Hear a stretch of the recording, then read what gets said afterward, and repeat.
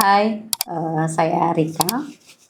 Belakangan ini teman-teman sering melihat tidak fenomena yang terjadi di lingkungan kita. Misalnya lingkungan mall, saat sedang berada di mall atau di tempat perbelanjaan lainnya, atau mungkin di lingkungan pada saat keluarga sedang berkumpul. Melihat fenomena anak-anak kecil yang ada pada saat itu, mereka malah tidak mau bermain dengan teman-teman sebayanya atau ketemu dengan keluarga yang usianya sebaya, tetapi mereka masing-masing sibuk dengan pegang handphone. Anak-anak kecil sudah punya handphone, pegang handphone masing-masing, dan juga terkadang yang tidak pegang handphone diharapkan orang tuanya dia main, tetapi malah tantrum. Saya kira ini mungkin kondisi yang terjadi di lingkungan kita pada saat ini.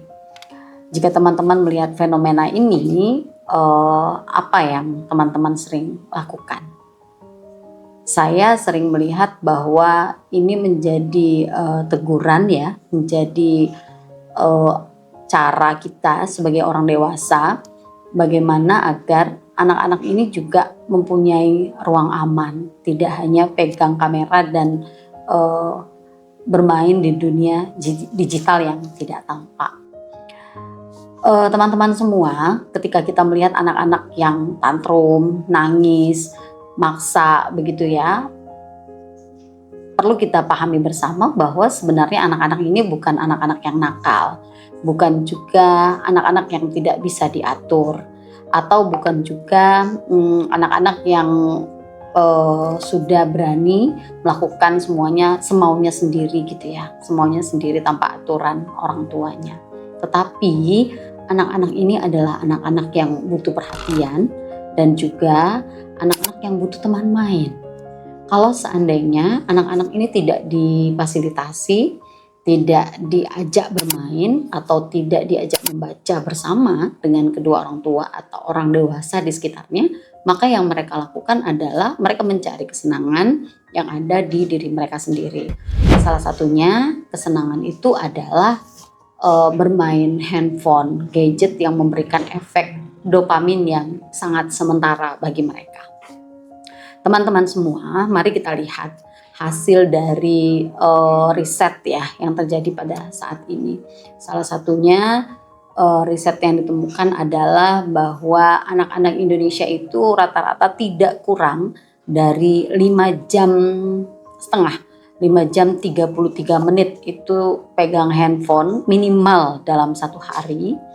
Artinya dari 12 jam, 24 jam tidur mereka adalah kira-kira 8 sampai dengan 10 jam gitu di luar sekolah, yang kalau ada sekolahnya masih main handphone atau perangkat lainnya yang menggunakan agar mereka tetap bisa online gitu. Artinya itu penggunaan di luar jam main.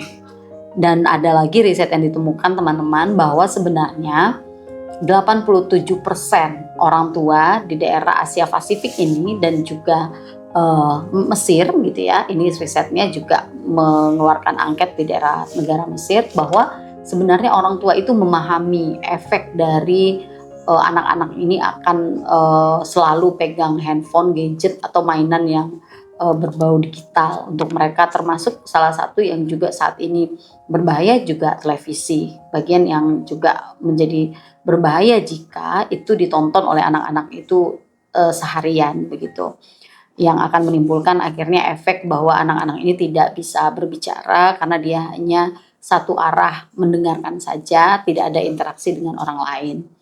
Nah, dari 87% itu rata-rata orang tua yang memiliki pemahaman bahayanya, dampaknya dari gadget itu sendiri, malah mereka lebih cenderung untuk malas untuk melakukan pelanggaran atau melarang dengan keras anak-anak mereka agar tidak bermain gadget.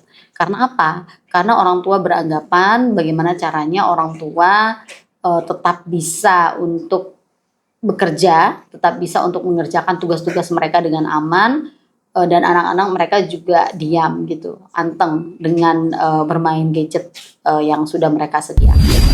Nah, Kira-kira dari hasil riset ini menunjukkan bahwa memang orang tua atau orang dewasa di lingkungan anak-anak itu memang perlu harus dididik sehingga mereka melakukan apa yang mereka tahu itu agar anak-anak ini tidak terpapar, otak mereka tidak sampai rusak gitu ya atau terganggu. Ada hasil riset lagi yang menunjukkan bahwa anak-anak yang terus bermain gadget lebih dari 6 jam, apalagi sampai dengan 11 jam dalam satu hari, itu mereka akan kesulitan untuk tidur, kesulitan untuk makan, kesulitan juga untuk bersosialisasi dengan teman-teman yang ada di sekitar mereka.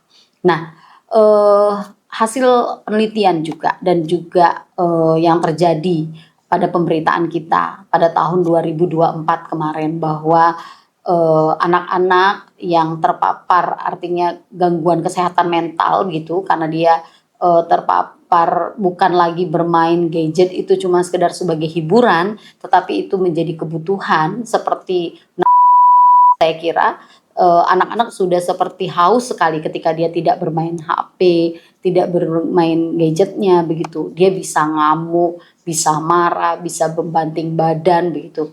Sehingga ini dikategorikan bahwa anak ini sudah mengalami gangguan kesehatan mental. Di rumah sakit jiwa di Bandung pada waktu itu diberitakan bahwa anak-anak yang sudah dirawat begitu di rumah sakit jiwa itu sudah mencapai ratusan orang.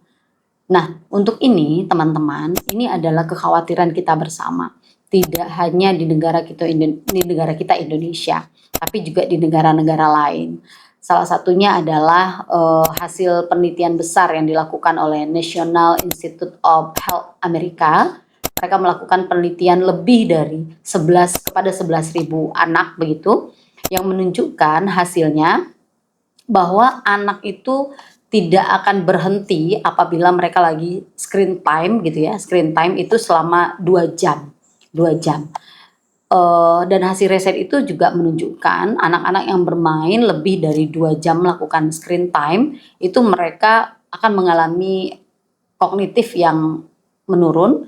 Artinya kognitif anak-anak itu rendah karena lapisan korteks prefrontal pada otak mereka itu tidak bisa mengontrol, tidak bisa mengatur emosi dan tidak bisa melakukan pengambilan keputusan.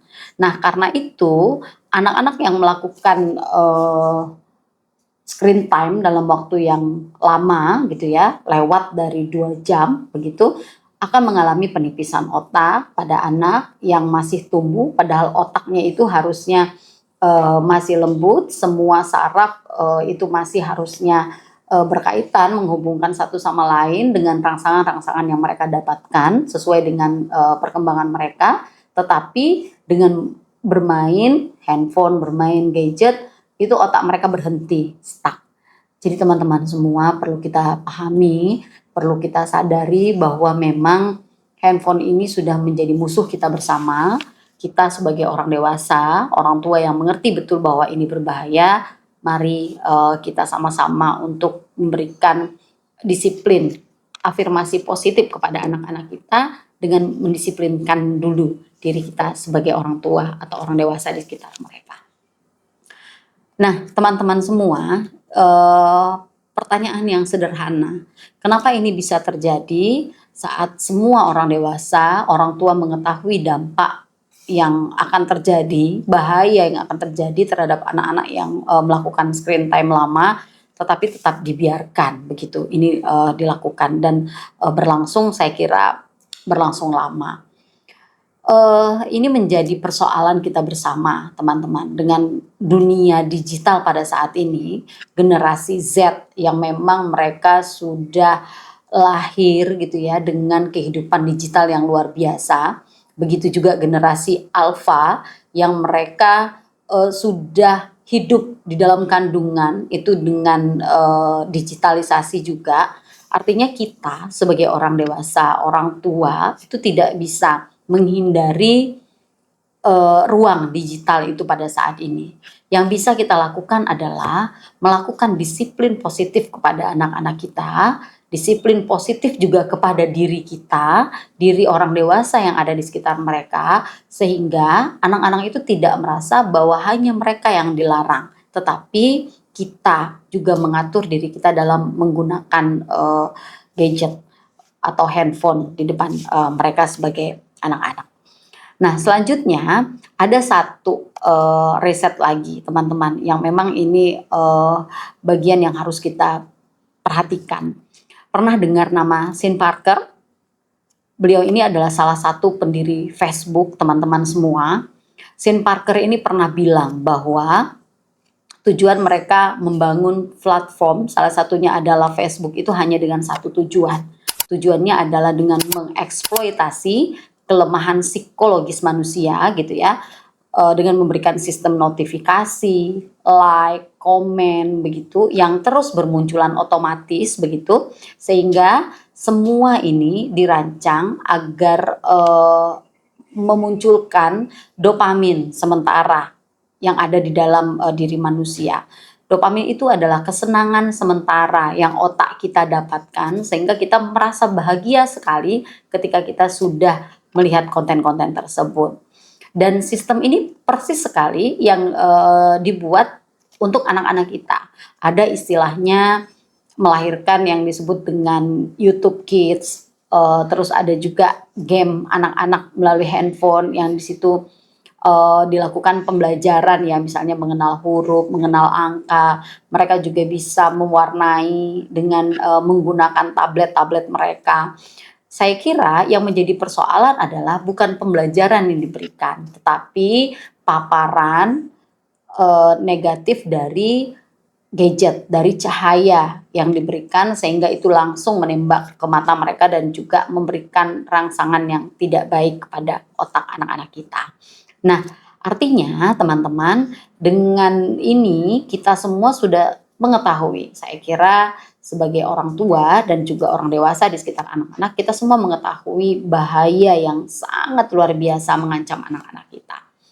Nah, untuk itu baru-baru ini di tahun 2005 Komdiji dari pemerintah Republik Indonesia, khususnya Kementerian Komdiji, itu mengeluarkan yang namanya PP Tunas. PP Tunas ini adalah peraturan pemerintah tentang tata kelola penyelenggaraan sistem elektronik dalam perlindungan anak. PP Tunas ini nomor 17 ya, tahun 2025 lalu sudah disahkan dan sekarang Komdiji sedang aktif-aktifnya untuk mensosialisasikan kepada seluruh unsur masyarakat sehingga PP Tunas ini berhasil dipatuhi oleh masyarakat kita. Nah, isi PP Tunas itu apa teman-teman? PP Tunas ini melarang anak-anak kita yang di bawah usia 16 tahun menggunakan gadget secara mandiri. Artinya apa? Mereka tidak boleh memiliki akun sendiri, mereka juga tidak boleh mengakses YouTube dengan sendirinya, mereka juga tidak boleh membuat akun-akun media sosial sendiri. Nah, artinya setiap anak yang akan mengakses menggunakan gadget, mereka tetap harus didampingi oleh orang tua. Artinya yang digunakan itu adalah akun orang tua, tetapi menggunakan aplikasi untuk anak-anak. Nah, harapannya adalah anak-anak kita itu mengurangi. Sebenarnya tujuan dari PP Tunas ini adalah mengurangi anak-anak kita menggunakan gadget dan lebih banyak mengajak anak-anak kita kembali lagi untuk membaca buku-buku cetak, untuk kembali lagi mewarnai di kertas dan menggunakan pensil warna mereka. Dan juga kembali lagi mengajak anak-anak untuk melakukan permainan-permainan tradisional di lapangan-lapangan terbuka sehingga 6 aspek perkembangan anak-anak kita itu tercapai dengan maksimal dan kita memiliki generasi emas pada tahun 2024.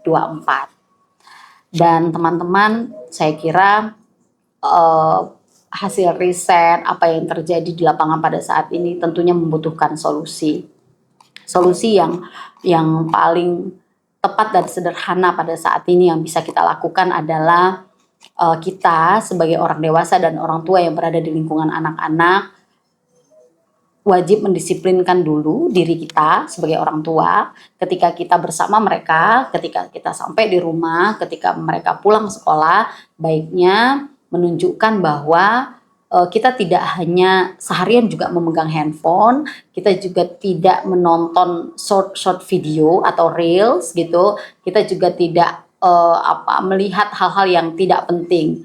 Misalnya kalau berkomunikasi dengan orang lain melalui telepon dan juga membalas WA, saya kira itu adalah hal yang masih sangat lumrah kita lakukan. Tetapi ketika orang tua tetap melihat video, melihat short video-video pendek di depan anak-anak dan anak-anak itu berada di samping dengan diam begitu, saya kira ini menjadi pembelajaran yang tidak baik bagi mereka. Jadi solusinya yang pertama adalah kita mendisiplinkan diri kita, yang kedua adalah kita ajak anak-anak kita untuk banyak berkomunikasi, bertanya kepada mereka apa yang mereka lakukan hari ini, apa yang perasaan yang mereka rasakan, kira-kira adakah hal yang membuat mereka kecewa pada hari ini. Nah, komunikasi begitu kita bisa memberikan afirmasi positif kepada mereka ketika mereka mengalami kekecewaan, ada hal yang tidak enak mereka terima pada hari itu, sehingga generasi kita akan menjadi generasi yang sehat secara mental, lahir dan batin.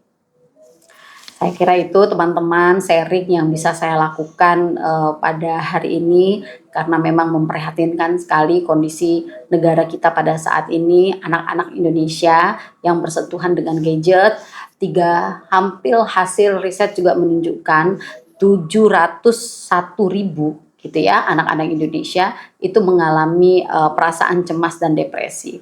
338 mereka merasakan cemas dan 363 itu mereka merasakan depresi.